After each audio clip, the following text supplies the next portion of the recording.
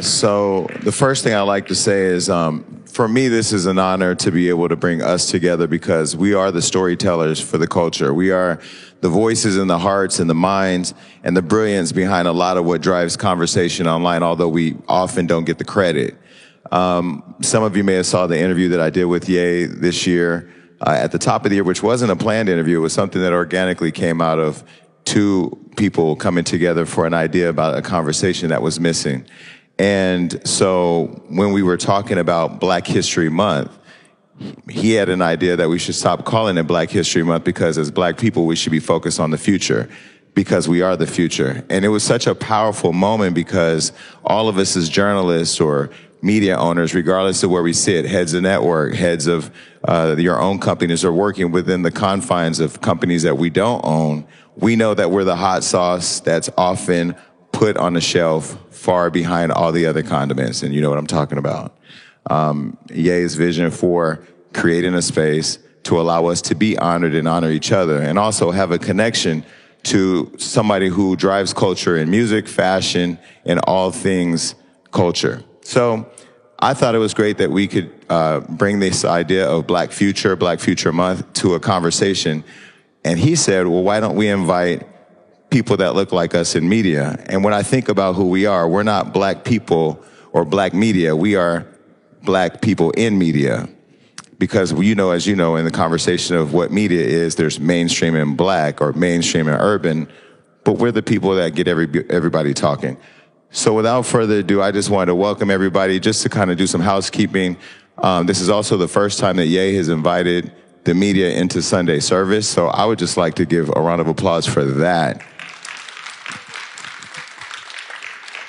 And I'm going to hand it over because he's the man of the hour. But again, thank you everybody for coming. And I'm just proud to be here and share the space with all of you. So here's Ye.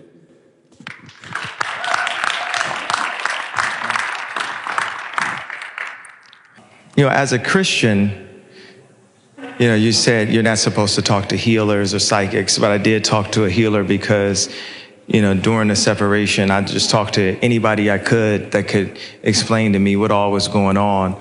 And this one healer told me, I only spoke to one, said that I have been dealing with the anger and frustration from betrayal of multiple lifetimes, and that all I was put here to do is to build community. So my cousin would remind me that when I was 5 years old, I would be designing cities at age 5. So you'll see like little clips of things coming out or see what we did aesthetically with homes and the language that we did with clothes, or, this idea like Balenciaga and lean into that. It's not because it's a name brand. It's like I actually hired the head of Balenciaga for Yeezy season 1. And I thought that he was from the same planet as me, the type of ideas that I have a future agenda. I'll just be really straightforward about that. Like, I'm going to state what my agenda is. I have a family agenda. I have a community agenda. I have a future agenda. And some of you guys saw the Drink Champs interview, and I talked about being a leader.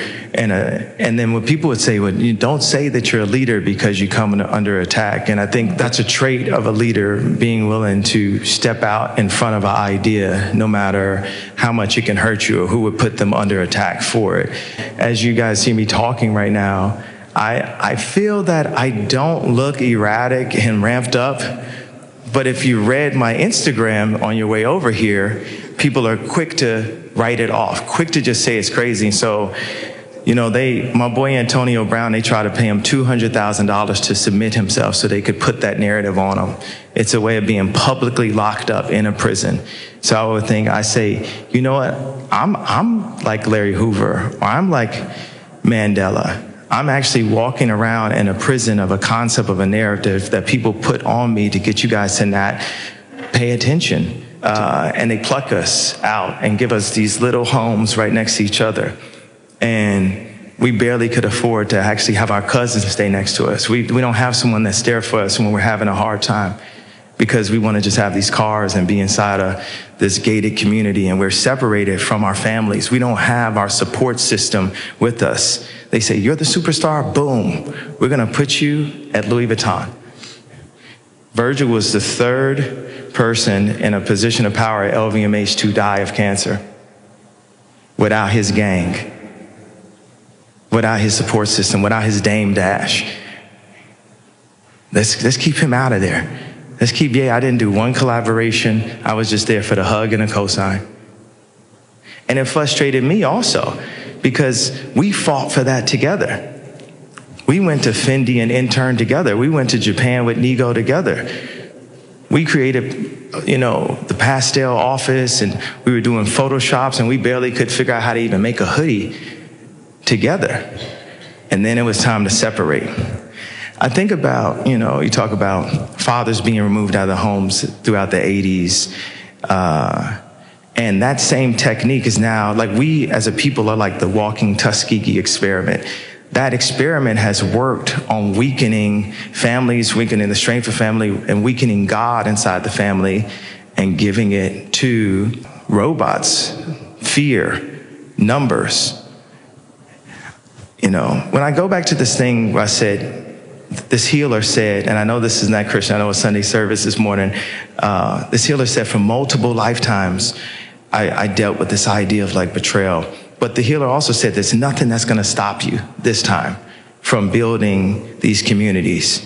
Not since Black Wall Street has there been a fully A to Z Black-owned community where we can not only just control the media and our narrative, but we control our water, we control our farms, we control our schools. On a flight to Chicago yesterday, and, I was upset that I didn't have Chicago with me going to Chicago. Drake hit me and said, give me the link for the game. I want to see Rob ball out. And for us to create this union, where we're starting a league of our own. When I'm crazy, it's okay. Now, today's like today, where we're really organizing, now I'm at risk. When we really can be organized. Larry Hoover brought me and Drake together. That man created peace. He called that from the prison. Larry Hoover called that from the prison. And everybody was happy. When people see me and Drake pull up to a basketball game with both of our sons, with my oldest and his son, that's gonna save people's lives in the hood. They're gonna see that. I'm gonna show y'all a video in about a couple of minutes, and on it, I speak a bit of my story, like my main motivation, why I bought the house next door, is to be next to my kids. My dad told me 3 weeks ago, this is the first time he said this, he said, your mother said, I'm moving to Chicago, and if you try to come find me, you'll never see him again. My dad never said that. Till about 3 weeks ago. Why did he say that? Because I was begging him to call Kim and he was refusing to do it. He said, I don't want to talk. I said, Dad, I need your help. I can't see my kids. I can't do this. And it's not like a simple, you can't see your kids. No, it's like reaching your hand through the blender.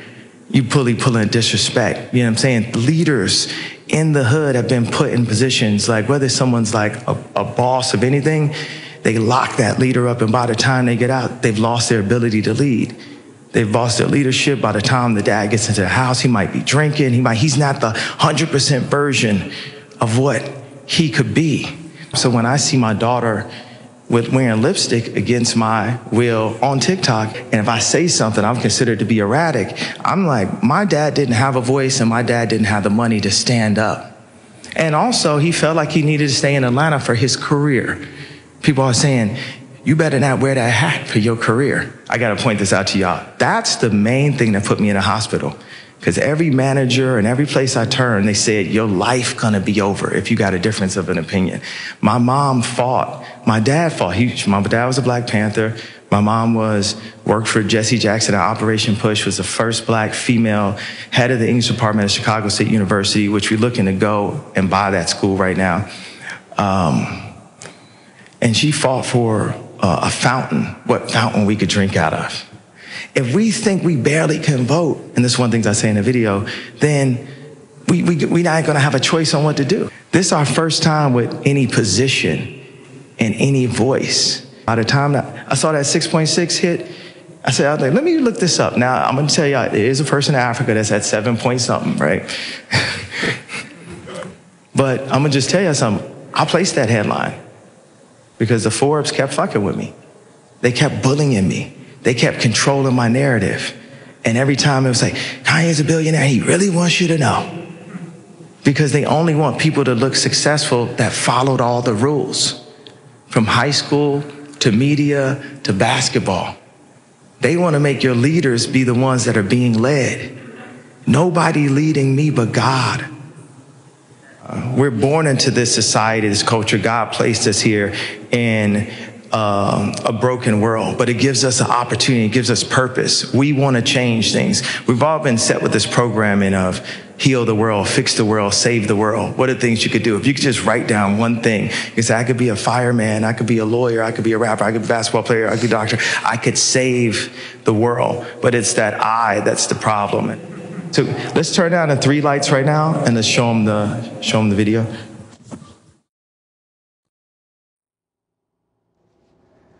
Everybody, my name is Jay. My mom and dad met in Atlanta. That's where I was born. My father was a Black Panther.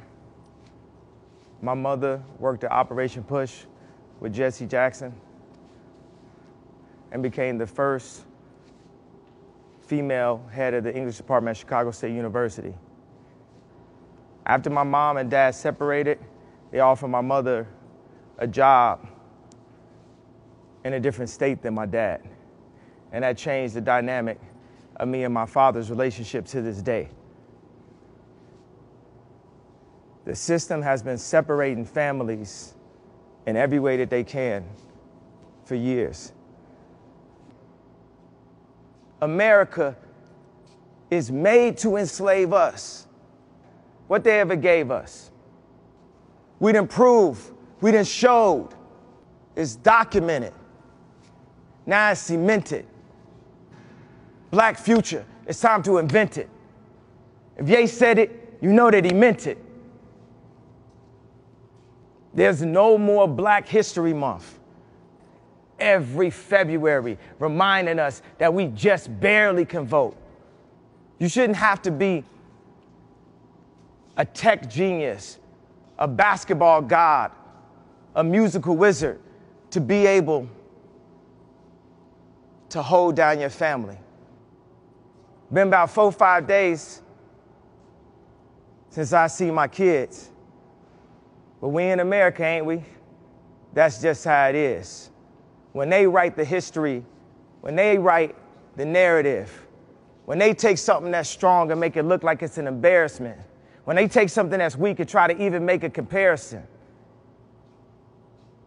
when you say something that's strong and they say that you arrogant.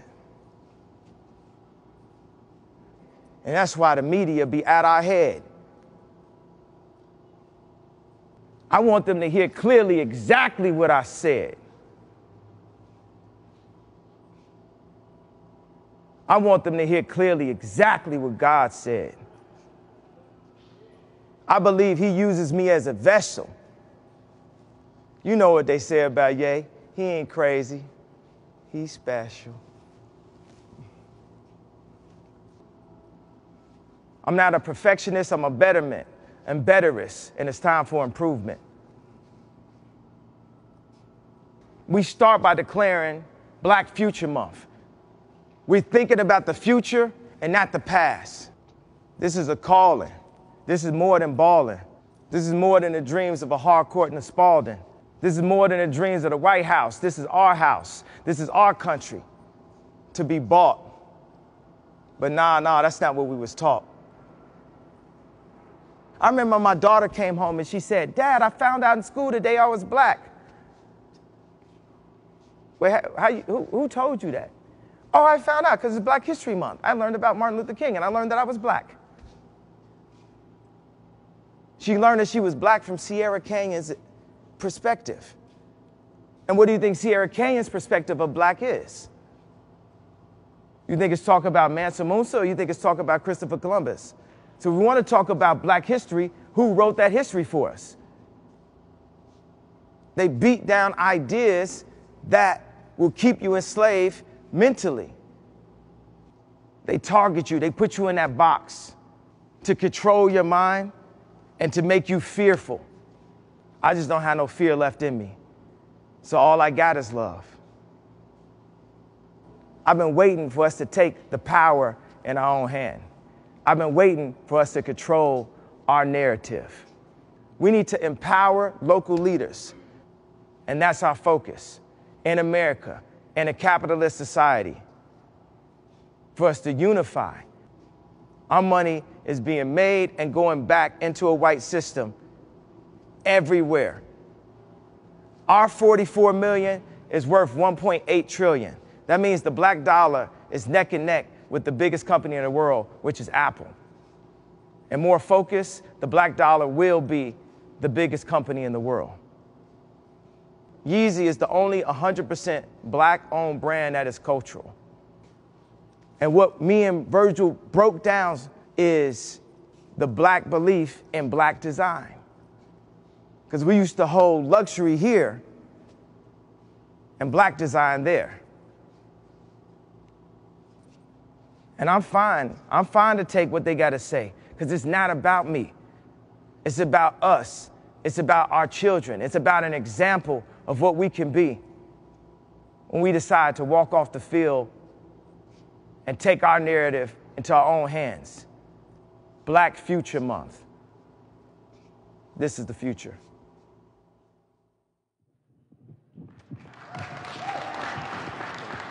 We would like any of you guys that are interested to record your own versions of this expression that we take this month to highlight people who are pushing where we're going in the future and who we are today, the new superheroes that we have today. And Prophet is one of those new superheroes that's going to change our narrative and show a direction of what we can be other than only in the sports and entertainment. Good morning, everyone. So my name is Prophet Walker. I grew up right here in Los Angeles. And to Ye's point of rewriting our own narrative, much like many of us in the U.S., frankly, that have grown up in poverty and in different systems, I too dealt with that. I grew up in South LA in Watts. Unfortunately, my mother was addicted to heroin and abandoned my sister and I in the housing projects in Nickerson Gardens. And from there, I was actually raised by my dad, my grandfather, and a host of uncles. Really, my dad instilled in me that I had to have my own backbone. Unfortunately, at 16, I was incarcerated. I was sentenced to 6 years in the California State Prison. And I served about 5.5 of those years. When I sat in the courtroom, I watched people look at me and call me a monster. Irredeemable. There's 5 criteria that we used to try children as an adult under. One of them was the sophistication of the crime, the gravity of the crime, what the crime was, and one of the 5th was the most striking to me, which was whether or not the court believed this minor, this kid, could be rehabilitated. And when I was 16, it struck me. I was like, these people are looking at me, questioning whether or not, from their lens, could I be rehabilitated. And that was the narrative that was beat into me. And I remember many days being like, should I kill myself? Should I not? I was 16. I had a baby on the way. And somewhere along the way, I decided I would control my own narrative. Completely. And while I was incarcerated, I started a college program with 30 people. Today it serves tens of thousands of people. Started one of the California's largest justice reform organizations, the ARC, that since got rid of the law that tries children as an adult and a host of other laws that's changed. Much of, again, the angle that was left for me, it seemed bleak, right? Either I knew I wasn't gay or brown. In my mind, I could probably beat them in basketball. In truth, no. I wanted to play basketball. And so what was real for me was I could be an engineer. I could use my mind. I was, redeemable. I was a baby under unthinkable circumstances and made choices. And while I sat in prison, what I looked around was a ton of our fathers locked in cages, never coming home. Luckily, they got to pour into me too. And they shared their dreams with me. And I honored that and said, I'll move it forward. Today, I run one of the largest real estate companies that's focused on communal housing. What Ye describes that he drew as a kid, we had never been connected, never knew one another, started this company 6 years ago. I literally build large-scale communities in Los Angeles because I feel like for so long, even the housing that we have, how many of you all stay in luxury apartments and don't know your neighbors? To Ye's point, I never heard Ye say this. Your cousin isn't next to you when you have a heartbreak, when you lose your family, when you lose your job, when you go through the realities of life as you try and get up and get out of the hood is what we were told. Not to invest back in our hood as they see it as up and coming and they invest in it. And we don't get to invest in it because it's too late. We're told to get up and get out. And with that, this is why Black Future Month is actually important. Owning our own narrative, telling stories that are beyond just clickbait stuff. So I'm honored to be here, honored to be beside Ye, and thank you guys for your time.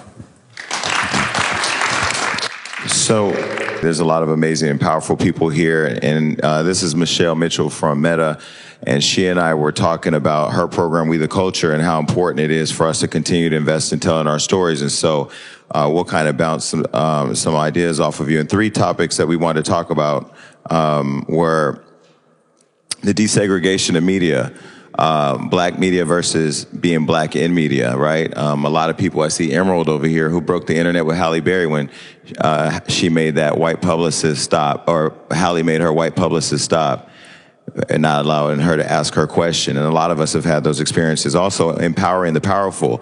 After the interview with Ye, he sent me a text when I thanked him for the opportunity. I said, it was really powerful because a lot of people of your level don't always reach back. We all know that. Right? They use us to get hot and then they out of there. So when he texted me back, he said, power is empowering the powerful. I was like, wait a minute, I had to really he said, he said, you didn't respond to that text for a while. I said, I had to digest it because as oftentimes we're not reminded how powerful we are. And so to be reminded of that moment it was something to take in. And also something we talked about in the interview was canceling cancel culture, because cancel culture really only exists in our community. Look at Joe Rogan and Whoopi Goldberg. We don't even have to have that conversation, do we? Well, maybe we should. And I got a call and was told to be careful of what I say in support of Whoopi. Nobody called me and said anything about what I said about Joe. So I just thought, I really try to look at everything with different optics. I'm in it, but I'm also outside of it. And I think him allowing us the opportunity to bring one conversation to the table, I think is really powerful. But before we get into that, I want to welcome Jason White, who is the choir director for Sunday service, to lead us in prayer, and then they're going to serve food while we get into that conversation. Good morning, everyone. Good morning. So glad and so honored to be here with you on today. I'm so glad that we stand on the shoulders of some great leaders that have gone before us. Black History Month used to be called Negro History Week.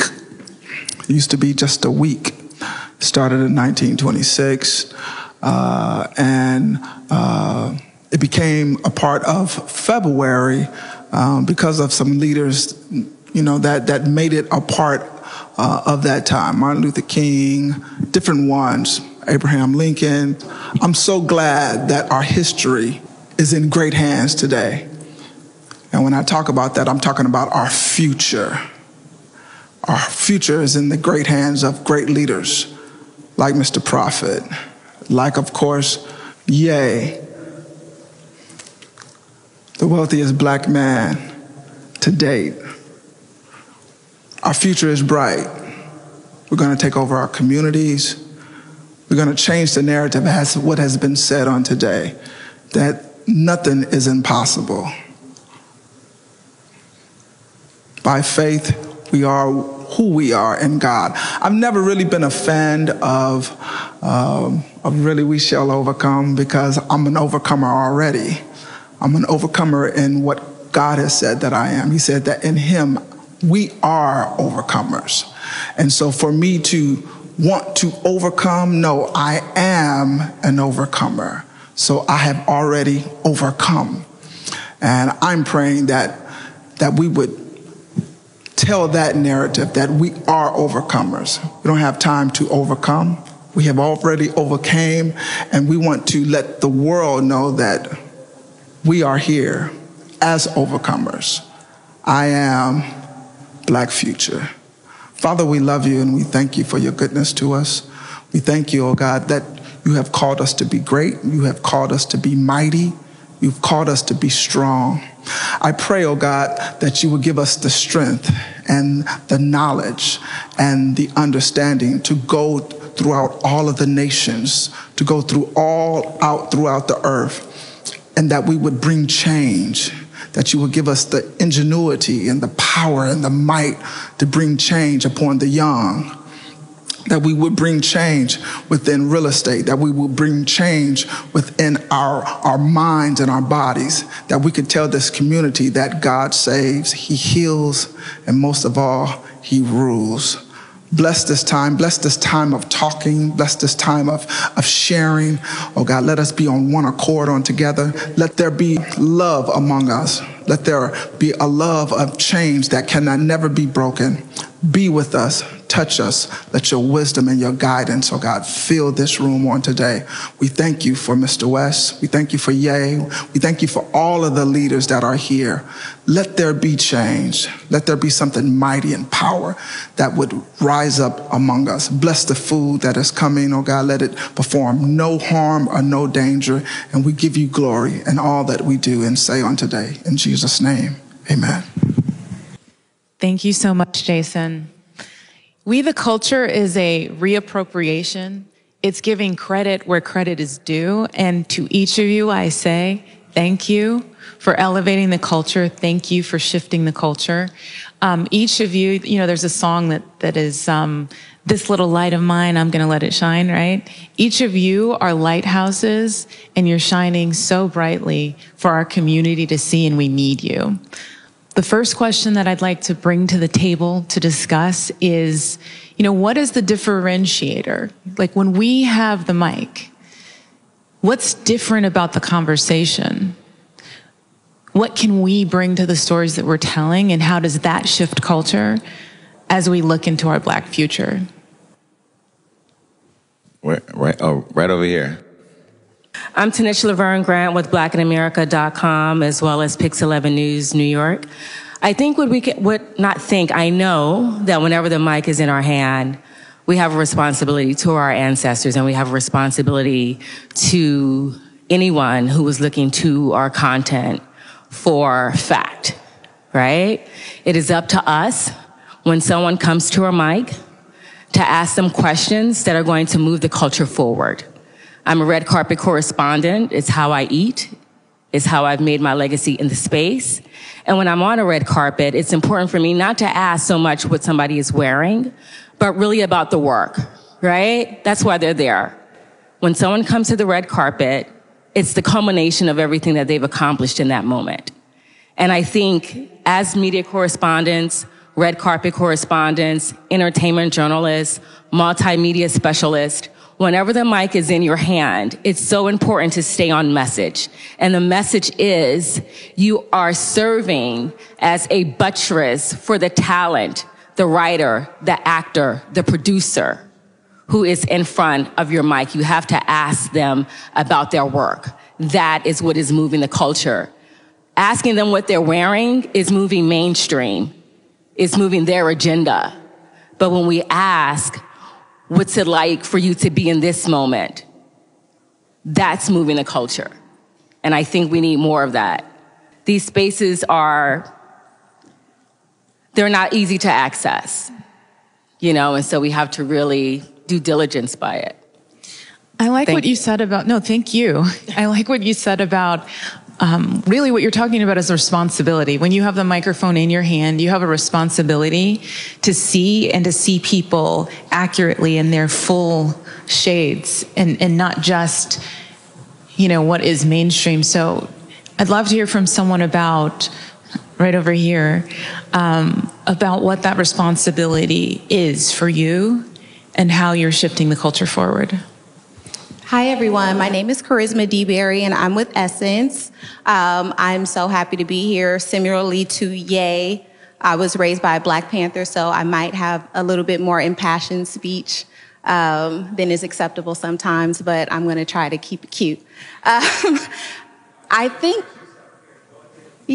think that one of the things, Essence is the largest 100% Black-owned media company at scale in the world. So we kind of see it all, particularly with Black celebrity. But what we often encounter is that we as Black people think that white ice is colder, meaning that when Vogue comes to you for something, you are happy and they are able to engage in a level of celebrity that when we try to engage with celebrity, we might get something, but we're not going to get the same level of access, right? We're not going to get the same level of respect. And what that ends up being is that our output is different to our consumer, which then makes the consumer respect our medium different than what they would respect from people who don't look like us. So it's kind of a little bit of a cycle, and we are continuously trying to push the culture forward and change that narrative that Black media isn't good enough, that our journalists aren't educated and highly qualified. But I think that it really starts with us breaking the cycle of believing that, if you perform at Stagecoach, you have made it further than if you perform at Essence Festival. Because again, Essence Festival is the largest festival in the country. But when we say that, it almost sounds ridiculous to people. So that's one of the biggest things, is just changing the way that we think about ourselves so that we hold Black media in regard in the same way that we hold other media companies. This is the moment where we have to say, in order for us to stay free, because this ain't Gifford, we do have a freedom. We're actually allowed to do this and say this right now. If we don't keep doing this and keep pushing each other, then there will be a moment where our voices will be taken away also. And it's the time where we're not going to back down. We're not going to have people say, oh, you need to stop communicating because you're going to look ramped up. And tell me what y'all need. Let's tell each other what we need from each other. Let's rise up collectively. That's what I'm really I'm so happy you went in there. You talked about the responsibility of the type of questions that we're asking. If we're so used to thinking about, okay, you know what, I'm going to cut off what I'm saying, because a lot of these things you're saying, it's almost like we created a new version of a panel right here. And I just want to emphasize, yes, book that Essence cover today. We're going to shoot this within the next week. What's it? No. When he says something, he's very intentional. So I'll connect with you and make it happen. If we have the mic over here, Kelvin, Connie, James, Amber, I know that we're all eating, but if you want to say something from a content. Hi, everybody. I'm Connie Orlando from BET, and thank you for having me. I think this is an important conversation to have, and yes. It's hard. It's hard being a media company in a world where there's other media companies that people feel are more important. Whether it's about the money, the exposure, how do we support Essence? How do we support BET in ways that are meaningful? Like the young lady said, it makes, when we don't show up, it makes us seem like our brand isn't as important. And it's not something to aspire to. We're great in the beginning, and then when it gets hot, it's okay, we'll move on from that. But it's also this notion of, and at BET, we just try to really have authentic conversations. I think that's our superpower. When we talk about something, we talk about it no filter. We talk about it it's just us in the room. And that's a strength. And we're always open to partnership. I love this Black Future Month, and we should talk about that. And really, like, I think power is in mapping out a year. Like, let's get together the end of a year and look at the next year and map the whole year out. So that then we can say, okay, February is Black Future Month, and we need to do this and be strategic. Like, we tend not to be strategic, and we tend not to partner with each other to make it stronger. And I think that's so important. I think it's something that we all need to do. This notion of support is so important. And in terms of content, like, you know, it's a blessing to be at BET because I want to present our images the way they should be presented. Like, we did Black Girls Rock because the media tears down Black women. And just to show that show that was so aspirational and inspirational, like, those are the type of things we want to do, but we also want to have real conversations. People who know me know I'm always open for a conversation and to figure something out where we can partner and move forward.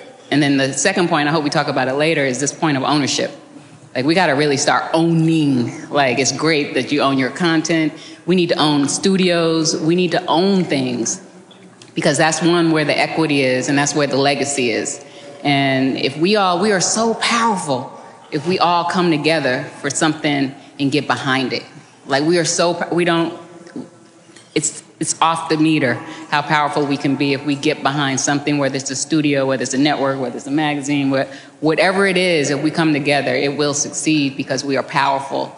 Our culture, our trends, everything, like, we lead it all. And if we just kind of really invested in ourselves and supported each other. No, I love that. I love that. And one thing in talking to Ye about Black Future Month, when he posted that, he said, let's make this a movement and not a moment.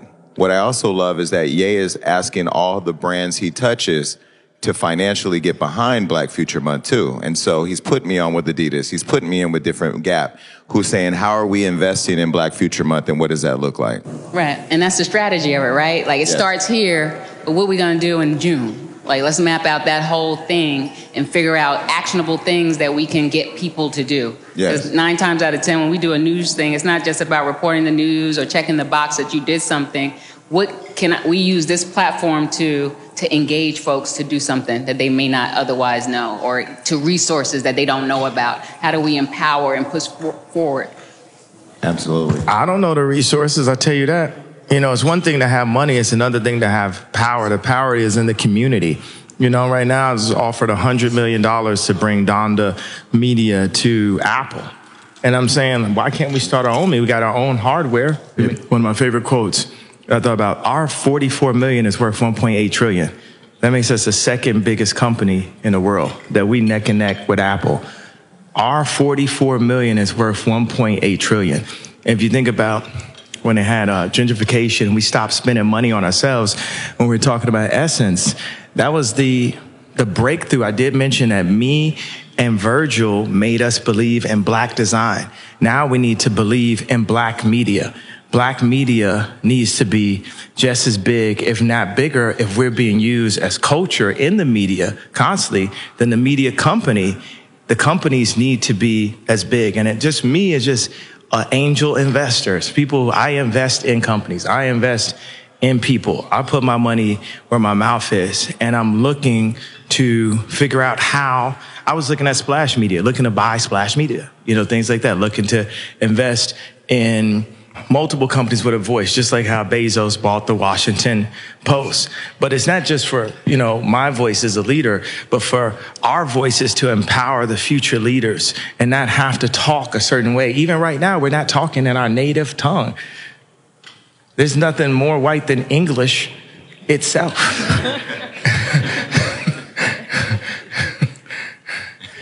But it's something that feels so powerful and so calm about us just being together and us being connected. And, you know, Muzz is right. You're like, see, as soon as they don't want you, now you want to come back to the blah, blah, blah. So really quick, Amber Raspberry, she hates when I tell this story, but when she used to work for Tyler Perry, she found the movie Precious, and I really feel like it changed his whole brand. And she wasn't one that was out there saying, look, I did this, or for Color Girls, but I always make sure people know when she's in the room that she was responsible for those projects because they were such a turning point, not just for his career, but also for stories that needed to be told. So I'm glad that she was able to make it. So Amber, do you have a mic? Thank you. Yes, you always embarrass me with that story. Hi, Amber Raspberry with Amazon Studios. And definitely, like Connie, the collaboration. I'm obsessed right now with looking at the diaspora in film and how Hollywood, Black Hollywood, can communicate with Black Brazil, with the continent, and looking at stories that really celebrate Black joy. I think we have, there are very important stories of history, of trial and triumph, but especially right now, I think we really need stories of Black joy that are told throughout the world. And I'm looking at a lot of these packages, that we call them, for the Berlin Film Festival. Packages are films that have the actors, that have the talent, that have the director, the script is ready, and basically they say, we have this package, it's ready to go, do you want to shoot it? And I'm seeing these packages come in over the last week, and talent that I know my target audience, us, would not be very excited about. And so now I'm really focused and want to charge it to everybody. Let's build our own packages. Let's put together our talent, our filmmakers, our directors that white Hollywood, mainstream Hollywood may not be aware of, looking at who has next, looking at an actress in Nigeria who has 20 million followers, more than, any white actress that may, that's here. How can we work with her? How can we work with that Kenyan director and create these stories that represent and redefine international film? And, really looking at these stories that are uplifting, these stories of joy, because we are seeing so many of Black trauma. We live that every day. I don't need to see it on film. I want to see us being normalized. I want to see Africa, the middle class, the luxury of Africa being celebrated. The stories of Brazilians, Afro-Brazilians that are not told. There are ways that we can have these conversations, look across just in social media to see these filmmakers that are doing it for themselves, that just need the platform, that just need the distribution, and the help of studios like Amazon, like BET, to tell their stories. So charging it to all of you, the packages, let's look for those stories, those actors that are underrepresented, may not even be known here. Let's work on ways to have those conversations, to tell those stories, because I'm looking. Thank you. I was with Elon at Starbase, and it was discussions of Donda designing the Starbase community where they launched the rockets. And I said, man, I just want to do deals like you, Elon. And he looked at me and said, I don't do deals, I build things. So let's stop doing deals. Let's start building things. We too powerful. We too connected. We got too much money. We got too much culture. We the Numinati. This the Numinati right here. This ain't secret society. We ain't in your face. We right here. You can see who we are. And we're going to take control of our nation. Y'all just heard some wild ass J shit right there, right? Y'all thought? Is this thing on? Oh, it is on. Hello, guys. My name is Blue Tulusma. I'm a co-host with Jason Lee and DJ Damage on Hollywood Unlocked. And I love the conversation that I'm hearing. But one of the things that I would love everybody in this room to consider is for us to collectively rehumanize Blackness. Because the media tends to create Black superheroes and then turns them into Black villains. And we don't know how to embrace anything in between, which is most of the Black community. And so I think a lot of times Black excellence then becomes a trauma response, where we have to be excellent because we can't be human. I want to see regular Black people be able to have a bad day and still be shown grace. We're talking about Black liberation, but what's the point of Black liberation without Black joy and Black dignity? And so I think if we find a way to infuse dignity back into the way that we engage with each other, that's going to signal to everybody else that's not cool to do that, to cancel us anymore. So I think if we humanized everybody, it would make all of this a lot easier, because it's really easy to make a villain out of someone who is not human and who's an other. When Jason did that amazing interview with Ye, I wrote an article that went with it. Thank you for commissioning me for that, Jason. Said that was called "It's Time That We Humanize Kanye West." And the anger that I got from that single sentence spoke volumes. I didn't say it's time that we agree with him or deify him or absolve him of accountability. I just said, can we rehumanize him? And everybody got mad because they're so used to using us like piñatas once they get mad at us and they can bang at us. The whole world takes their aggression out on us. Even language is so powerful. The term Black on Black crime pisses me off because white people kill each other at the exact same rate that we kill ourselves, right? It's proximity. Asian people, all people kill their own the most. But when it comes to us, they try to make us think that we are pathologically more violent by creating a term only for us when everybody's doing the same thing. And so we have to be really, really mindful about the way that we talk about each other, not just in front of company, but to ourselves. All human beings walk through the earth asking the same three questions. Do you hear me? Do you see me? Do I matter? And I feel like whenever the answer is yes to all three, that's love, right? And so whenever you're talking to another Black person, do you hear them?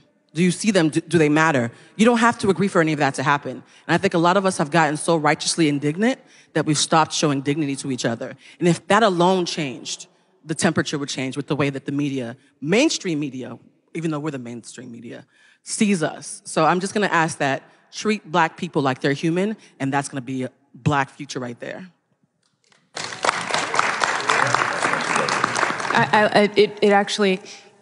I felt something when we were clapping for you, because that's literally what we're here to do, is give each other our flowers. We're here to give each other credit, and we're here to look into that future together. So one question I want to throw out to the room is, as we're looking into our Black future, we're obviously sitting here in a physical, embodied form, but like, what does your future look like in a world that is Web3, that is digital, that is even more connected than ever in some ways? Hey everyone, my name is Demisha. I work for Vibe magazine. For me, as far as a media and a journalism standpoint, going into the future with things like the metaverse and with the digital and how things are pretty much everything is online. People build entire lives online. You'll never know them from behind a computer screen or behind a phone. I think entering that space through media and through journalism is a space for us to be able to go forward and make more honest content, make more authentic content, and make more content that's true to ourselves, and really be able to kind of gatekeep other cultures and other communities out from taking what's ours and really sealing the deal and putting our name on what we create. And I think going forward digitally, we'll have more opportunities to be able to have these closed spaces to where our culture is not being hijacked, our culture is not being appropriated by somebody else using it to get on, because we'll be able to put each other on and hold those spaces for us and our audiences and our talent and our people. So that's something that I think that the metaverse and the digital space can bring for media, is us being able to close those doors and lock those gates and having our culture presented to us, for us, and by us. You know what I love about this is we have the right to disagree on things. Like, I don't know a lot about the metaverse, but it's okay for her to have that opinion, okay for me to have an opinion. I'm into physical goods, and it's okay. We got to turn it to the barber shop. Jesse, I said his mama call him Cassius, I'm gonna call him Cassius, whatever that is, because we're not even allowed to have that discourse. And this is how we have to check each other and support each other, to never speak down about ourselves in, this is like a semi-public setting, but we have to like cross some of these red lines a bit to make something different. Does anybody see somebody who might have been fearless 3 weeks ago, sitting right next to me, that they tried to pay to go to an insane asylum so they could run that narrative and put that scarlet letter that I wear on him for the rest of his life?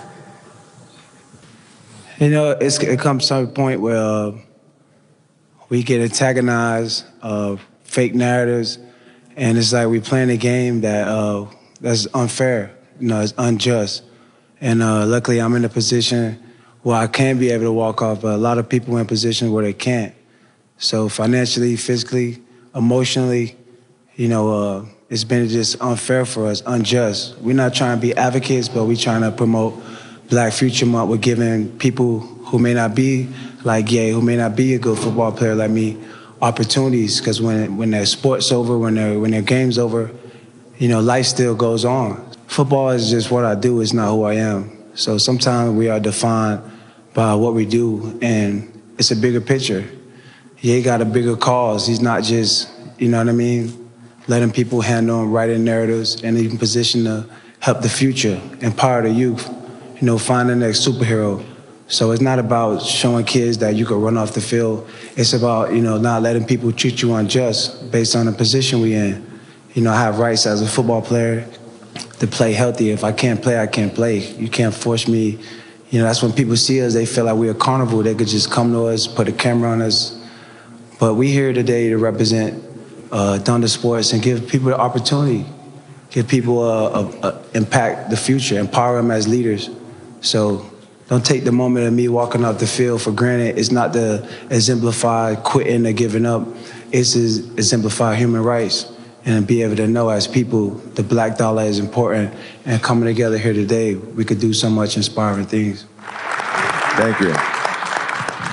We only have, because I really want everybody to experience Sunday service, and there were two people that still want to talk, James and then Emerald, and then if we can, we're all going to move over here and mingle and talk while they set up for Sunday service, and then I promise you it's going to be the most amazing thing you've experienced. So James DeBose from Fox Soul. Thanks, Jason. Thanks for having me.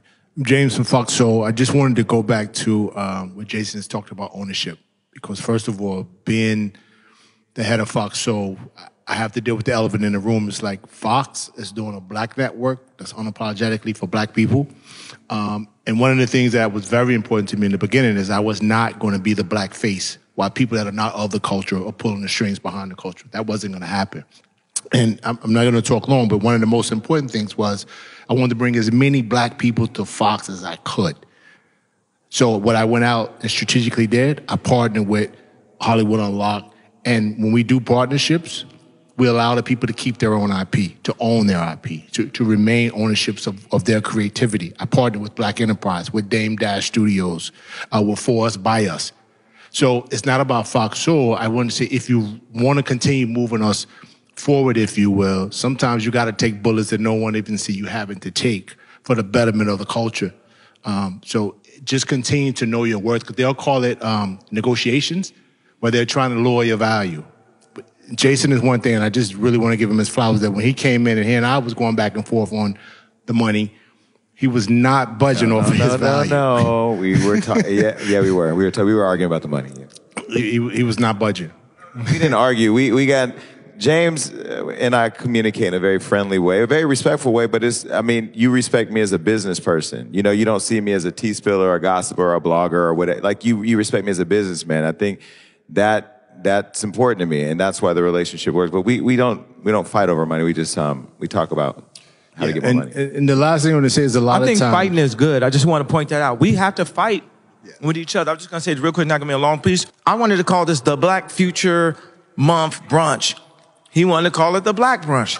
He said, I think the whole spirit is lost on this. I had other stuff involved with it. And we going back and forth on text. I said his idea is whack, and he said my idea was not the right idea, but it was good that we went back and forth, that he ain't no yes man, and I'm not no yes man, and we can't be yesing each other. If we don't agree with something, we can come to a place where we synthesize and find a blue water that we can agree upon, but we have to be willing to argue. So I know we say that. I'm not saying arguing like in a negative way. I'm thinking that's a positive way. So I wanted to just say that. But in doing that, it did turn out better, and it was his idea, so... Sorry, James. Go ahead, James. Nah, sorry. And the last thing, I think, just in terms of content someone was talking about, I know what us at Fox Soul, I'm trying to celebrate our rhythms and our blues, our ups and our downs. They'll come to you, especially Black people, is they want to talk about your success. Take someone like AB, the success he's had on the football field. But I'm more interested now in when that moment came where you had to make a decision when you was at your lowest point, and we all have been there unless we're lying to each other. I know I've been there, and not giving up on each other when we get to that point. because that's where the gift is. That's where we learn from other people, and that's where our gift lies, is in the down and not necessarily up. And I try to tell people now, the success didn't bring you the gift. It's your gift that brought you the success. So as long as you can still do what you do, you're going to be successful again, no matter how low you go. And those are the type of stories that we need to tell among us, because they'll never tell that story for us. I agree. How you guys doing? My name is Emerald Marie. Jason, thank you for inviting me today. I just wanted to comment on just the amazing things that were said today. So earlier we spoke a lot about the responsibility that we have in this media space, but I also wanted to speak about accountability. And so Jason, alluded to what happened on the red carpet with Halle Berry and I, and we were on the red carpet, and as those who are on the red carpet, we kind of have joked before about the back of the bus being, on the back end of the carpet. And Halle Berry had walked by, and I was just calling her name and kept saying my question out loud. And she turned around and said, "Why am I skipping a brother and a sister?" And then she came back and we did the interview. And, that was a pivotal moment in my career because she reached back for me. And when we end up having a conversation later, I wanted to share some things that Holly had said to me. She said, "I had no idea this was a problem. I had no idea that Black outlets weren't getting a respected time." And I said, "Holly, if you look at your team, not one person in your team looks like you." And I was like, they don't care about us. They don't care about our voice. They don't care about you. Her PR person kept pushing, past, and they didn't care to stop to people who look like you. You would never have J-Lo on a red carpet skip a Spanish-speaking outlet. That sounds crazy. So why does it happen with us? And so she said to me, and I was fresh out of school, I was afraid to even post that video. And she said to me, "I just commend you and your boldness for even saying that to me, because you're right." And for me to be fresh out of school and just timid at that time, I had reached out to so many of my Black counterparts and reporters, and I said, "I have this video, and my videographer captured it, of Holly saying, why are you being skipped?" And I said, "I don't know if I should post it. I'm a freelancer. I want a job in this. I don't want to ruffle feathers." And all the reporters I reached out said, "We're lucky to be in this space. Don't do it. Don't post it." And I had seen the Breakfast Club interview with Jason Lee speaking up on it, and I was like, oh my gosh, this isn't just me. This is real. It's not in my head, because everyone else is telling me not to say it. And my grandmother, who, was a Black Panther, and just my family of leaders, said to me, "The squeaky wheel gets the oil." And so I just thank Jason and Ye for being that squeaky wheel. And, thank you. Well, and I don't think I'm doing anything special, because the fact that I own my stuff and can't be fired is the reason why I have so much courage, right? They say to me, "Well, if you say that, you're not going to get this." Well, then God didn't make that for me. And stop telling me that if I do this and represent transparency, that I'm not going to have the privilege of falling in line, because I don't want to fall in line. I want to get up and do what is on my mind and on my heart. And people will at some point come to terms with accepting that I have the right to have the same space and the same opinion. When I saw what happened to you, I think about Keisha, who's my East Coast editor for Hollywood Unlocked. And when I think about my staff and how hard they get up, get ready, women to take y'all a little longer, get on trains, get in cars, get there, get on the carpet, to be shoved to the end and given one microphone to ask a question, maybe, it's disrespectful when we talk about you every day and the Hollywood Reporter may talk about you once a quarter. And so I just, I wanted to make sure that while we brought the most amazing executives together, YouTubers, but also Gail Mitchell, I want to give her flowers from Billboard, who's been holding us down over there for years. Today was less about me, and thank you for the flowers, or less about but all about us coming together as one and having hopefully one of many conversations, because I really feel it was a really, really well time spent. Kanye, real quick, and then we're going to close, if that's okay, for Sunday service. Kanye, is there a microphone over there for Kanye? I think this is great, right?